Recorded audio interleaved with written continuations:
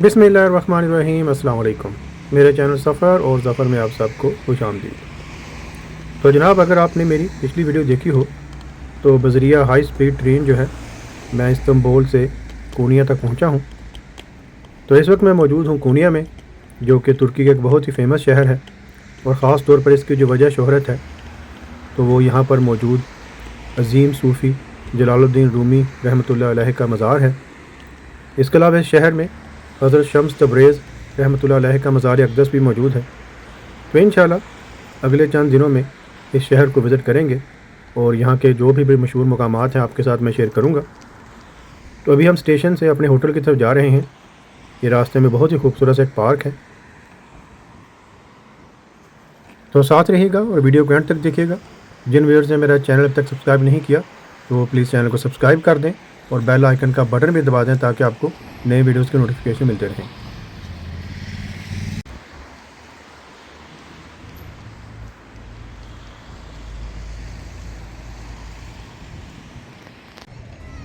Station से थोड़े ही फासले पर अभी वो जगह है जहाँ से हमें अपने होटल की तरफ जाने वाली बस मिलेगी। तो यहाँ पर आप देख सकते हैं कि एक मुजस्समा नस्ब है।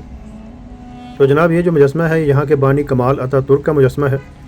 तो तुर्किया में आपको जगह जगह कमाल अतातुर्क के इसी तरह के मुजस्समे जो हैं वो दिखाई देंगे। तो यहाँ से भी बस पकड़ते हैं और फिर अपने होटल की तरफ चलते हैं।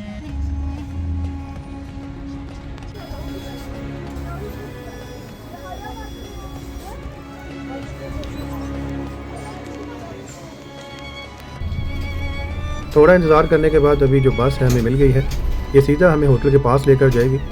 तो हमारा जो होटल है बिल्कुल उसी एरिया में वाक़ है जहाँ पर के हज़रत जलालुद्दीन रूमी रहमतुल्लाह अलैह का मज़ार है।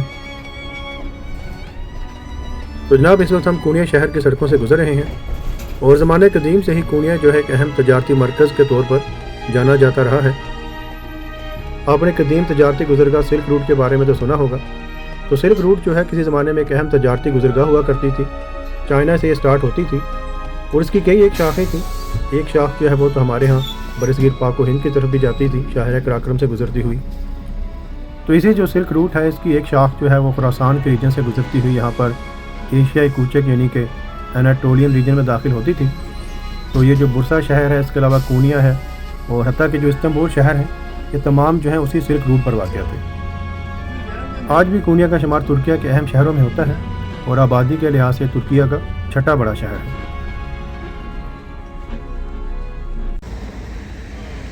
तो बस ने अभी हमें यहाँ पर एक स्टॉप पर उतार दिया है और थोड़े ही फासले पर हमारा होटल वाक़ है। तो तकरीबन मेरा ख्याल है कोई 10 मिनट से थोड़ा ज़्यादा का वक्त लगा है। इस्तांबुल की निस्बत कोनिया जो है काफ़ी पुरसकून शहर है। ये आप देख सकते हैं कि बहुत ज़्यादा यहाँ पर रश नहीं है जिस तरह के इस्तांबुल में दिखाई देता है। ये देखिए जनाब, ट्राम जो है सड़क के बीचों बीच चल रही है और यहाँ पर ठंड जो है इस्तांबुल की निस्बत थोड़ी ज़्यादा है। मेरा ख्याल है टेम्परेचर जो है तकरीबन कोई 2-3 डिग्री जो है इस्तांबुल से कम है। और थोड़ी फासले पर आपको ये जो मस्जिद दिखाई दे रही है तो जनाब यही वो मस्जिद है जिसके बिल्कुल पास में ही हज़रत जलालुद्दीन रूमी रहमतुल्लाह अलैह का मज़ार मौजूद है। तो ये जो एरिया आप कह सकते हैं कि शहर का मरकज़ी इलाका है और आप देखिए कि किस कदर यहाँ पर सफाई का इंतज़ाम रखा गया है। यहाँ पर ये मार्केट्स हैं।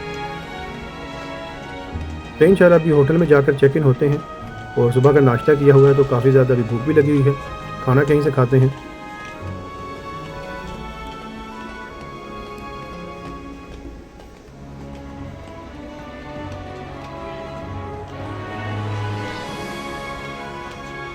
तो बिल्कुल शहर के मरकज़ी इलाके में अभी हम पहुँच चुके हैं। ये सामने मस्जिद है और थोड़े फासले पर आपको जो मज़ार है उसका गुंबद भी दिखाई दे रहा होगा।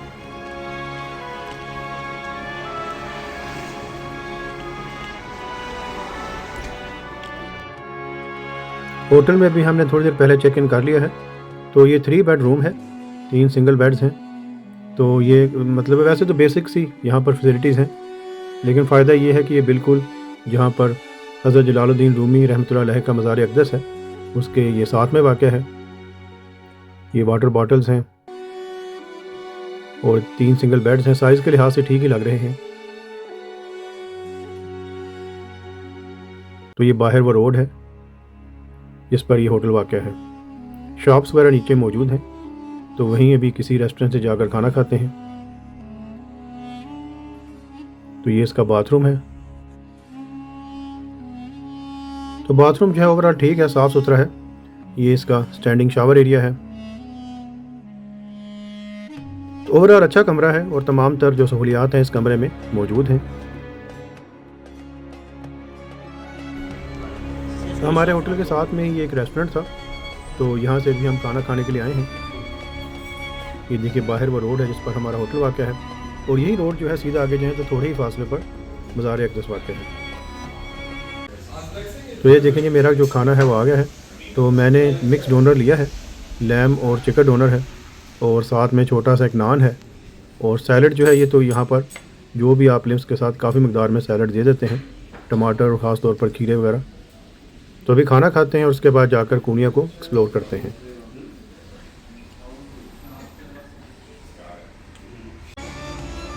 अल्हम्दुलिल्लाह खाना खा लिया है।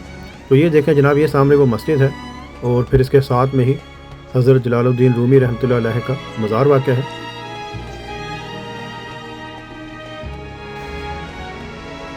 काफ़ी बड़ा सा यहाँ पर अहाता है, एक जानिब ये मस्जिद है।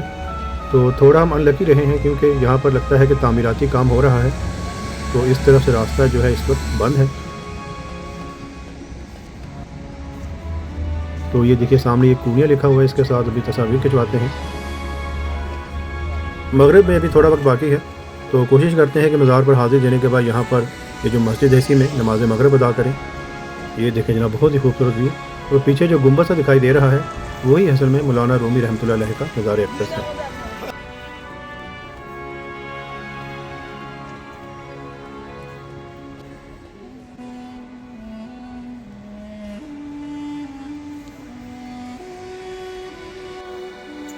ये सामने देखिए सड़क की दूसरी तरफ कब्रिस्तान है, तो थोड़ा सा ऊपर से चक्कर लगाकर अभी हम जहाँ से ये मज़ार अक़दस में दाखिल होते हैं उस जानिब आए हैं। तो जैसे हम यहाँ पर पहुँचे हैं तो हमें पता चला है कि मज़ार में एंट्री जो है वो इस वक्त बंद हो चुकी है। तो मेरा ख्याल है कि यहाँ पर शाम 5 बजे के बाद जो एंट्री है वो बंद हो जाती है। तो ये साथ में एक मेट्रो स्टेशन है, तो वहाँ से अभी आप देखिए ये सामने मौलाना रूमी रहमतुल्लाह अलैह के मज़ार अक़दस का व्यू है। मगरिब का वक्त अभी होने वाला है, नमाज अदा करते हैं। हमारा इरादा था कि मज़ार अक़दस के साथ में ही जो मस्जिद वाक़ है तो वहाँ पर ही नमाज मगरिब अदा कर लेंगे, लेकिन वहाँ पर भी दाखिल होने का हमें कोई रास्ता दिखाई नहीं दिया। तो यहाँ पर पास में ही एक और मस्जिद है, तकरीबन कोई 5 मिनट की वाक है। तो इस मस्जिद का नाम है अज़ीज़िया मॉस्क। तो अभी हम उसी जानिब जा रहे हैं और वहीं पर नमाज मगरिब अदा करेंगे।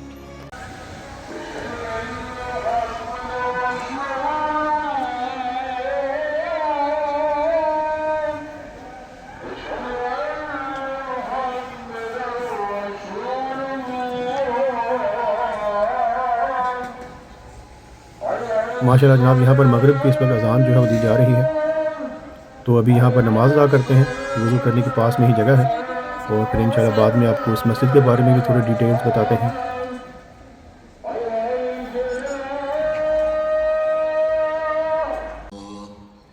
जमात जो है वो खड़ी होने वाली है, तो अभी जल्दी से जाकर नमाज़ पढ़ते हैं। तो ये आप देख सकते हैं कि मस्जिद का जो तर्ज़ तामीर है वो थोड़ा बाकी मसाजिद से मुख्तलिफ है।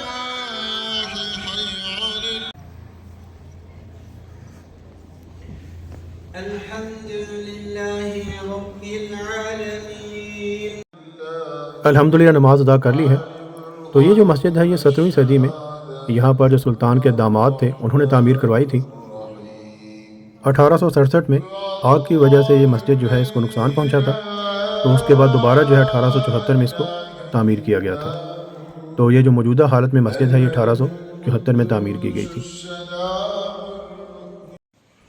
कूनिया जो है ये सूफिया का शहर है। तो इस वक्त हम कूनिया के एक और अहम जगह पर मौजूद हैं। तो ये है जनाब अज़ीम सूफ़ी हज़रत शम्स तब्रेज़ रहमतुल्लाह अलैह का मज़ार अक़दस। ये सामने मस्जिद है और फिर इसके अंदर इनका मज़ार अक़दस है।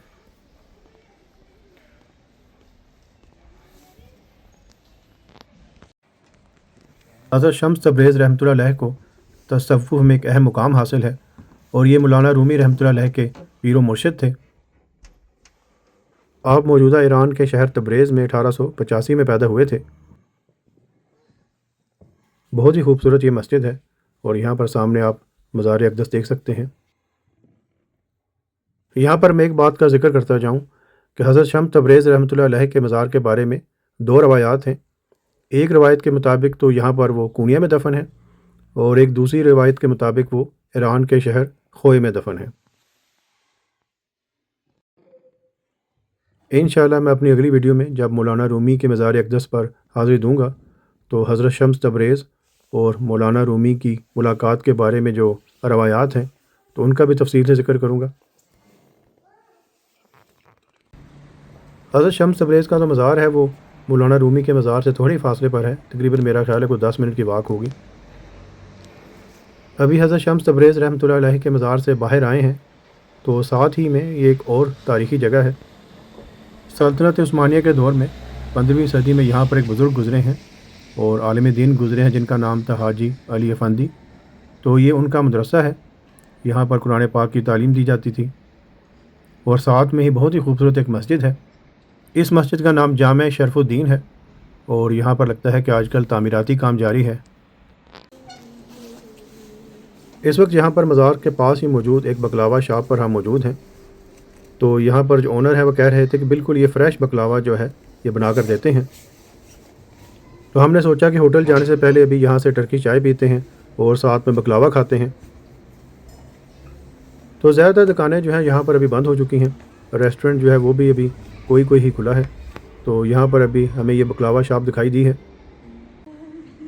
ये देखें बिल्कुल सामने आपके फ़्रेश बकलावा जो है वो तैयार किया जा रहा है। ये मेरा ख्याल है कि सवैयाँ हैं, तो ये बेस के ऊपर सवैयाँ डाल रहे हैं और फिर इसके ऊपर मेरा ख्याल है कि नट्स और सिरप वगैरह डालेंगे। तो बकलावा जो है ये तो टर्की की ख़ास सौगात है। तो ये देखें फिर इसको अभी हीट कर रहे हैं।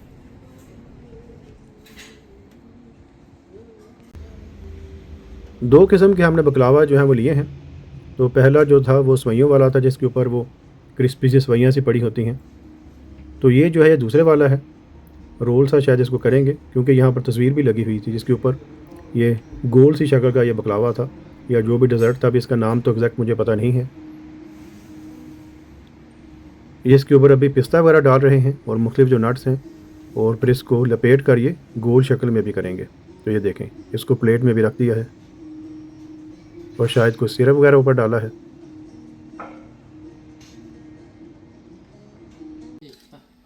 तो ये देखें जनाब अभी मैं दुकान के अंदर मौजूद हूँ जहाँ पर कि ये बकलावा तैयार किया जा रहा है। ये वही पट्टी है जिसमें उन्होंने नट्स वगैरह शामिल किए थे, कोई सिरप वगैरह डाला था। तो अभी प्लेट पर रख कर अभी यहाँ पर इसको ये जो चूल्हा है इसके ऊपर रख दिया है। तो ये देखें अभी कुछ करने लगे हैं, शायद ये बटर है या पानी है। भाई जो है कह रहे थे कि आप अंदर आकर देख लें, बहुत ही ये दिलचस्प जो है प्रोसेस होगा। तो ये देखें अभी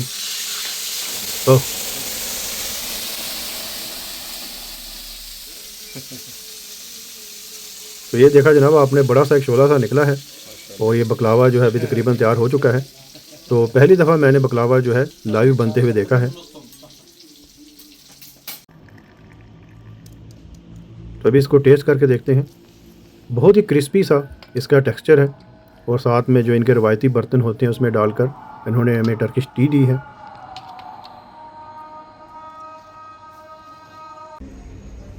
तो जनाब यहीं पर मैं अपनी वीडियो का अख्ताम करता हूँ। इंशाल्लाह कल मौलाना रूमी रहमतुल्लाह अलैह के मज़ार अक़दस पर हाज़िर देंगे। तो उम्मीद है मेरी ये वीडियो आपको पसंद आई होगी। जिन व्यूअर्स ने मेरा चैनल अभी तक सब्सक्राइब नहीं किया तो प्लीज़ चैनल को सब्सक्राइब कर दें। अगली वीडियो तक के लिए खुदा हाफिज़। अस्सलामु अलैकुम।